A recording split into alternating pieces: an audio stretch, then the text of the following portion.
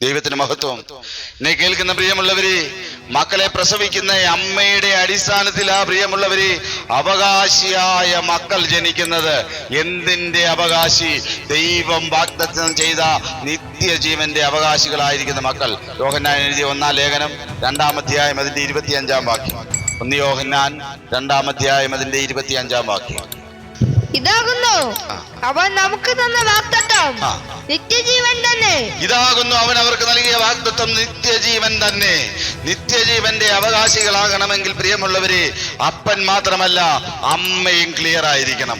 പ്രസവിക്കുന്ന അമ്മ എന്ന് വെച്ചാൽ ദൈവസഭ. ദൈവസഭയാണ് മക്കളെ പ്രസവിക്കുന്നത്.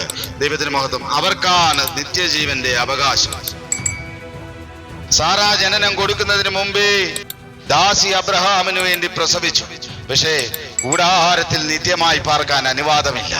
ദൈവത്തിന് മഹത്വം. ഗലാത്യർക്ക് എഴുതിയ ലേഖനം 4-ാം അധ്യായം 22 മുതലുള്ള വാക്യങ്ങളൊന്ന് വായിക്കാം. അബ്രഹാമിന് 2 പുത്രന്മാരുണ്ടായിരുന്നു. അബ്രഹാമിന് 2 പുത്രന്മാരുണ്ടായിരുന്നു.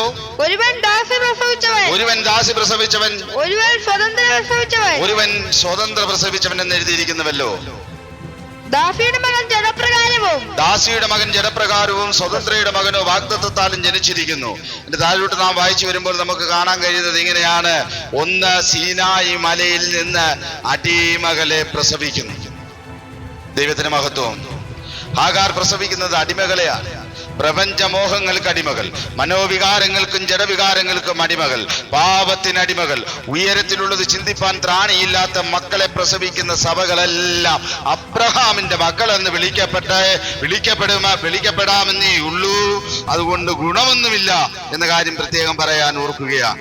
ഉയരത്തിലുള്ളത് ചിന്തിപ്പാൻ ത്രാണിയില്ലാത്ത മക്കളെ പ്രസവിക്കുന്ന സഭകളെല്ലാം അബ്രഹാമിന്റെ മക്കളെന്നല്ല ദൈവമക്കളെന്ന് വിളിക്കാമെന്നേ ഉള്ളൂ. പ്രത്യേകിച്ച് കാര്യമൊന്നുമില്ല പ്രിയമുള്ളവരെ. ഇവിടെയാണ് വചനപ്രകാരം നിലനിൽക്കുന്ന സഭകളുടെ ആവശ്യം.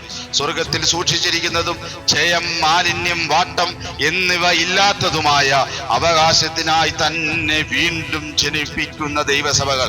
1 പത്രോസിന് എഴുതിയ ലേഖനം 1-ാം അധ്യായം അതിന്റെ 5-ാം വാക്യം ഒന്ന് വായിക്കാമോ? ക്ഷയം, മാലിന്യം, വാട്ടം എന്നിവ ഇല്ലാത്തതുമായ അവകാശത്തിനായി തന്നെ വീണ്ടും ജനിച്ചിരിക്കുന്നു. വീണ്ടും ജനിപ്പിച്ചിരിക്കുന്നു. ദൈവത്തിന് മഹത്വം. എന്റെ പ്രിയമുള്ളവരെ, ദൈവം നമ്മളെ സഭയിൽ വീണ്ടും ജനിപ്പിക്കുന്നതിന്റെ ഉദ്ദേശം എന്താണെന്നറിയാമോ? ക്ഷയം, മാലിന്യം, വാട്ടം എന്നിവയില്ലാത്ത അവകാശത്തിന് വേണ്ടി തന്നെയാണ്. ദൈവത്തിന് മഹത്വം. ഹല്ലേലൂയ. അത് സംഭവിക്കണമെന്നുണ്ടെങ്കിൽ ദൈവസഭയായി നിൽക്കണം.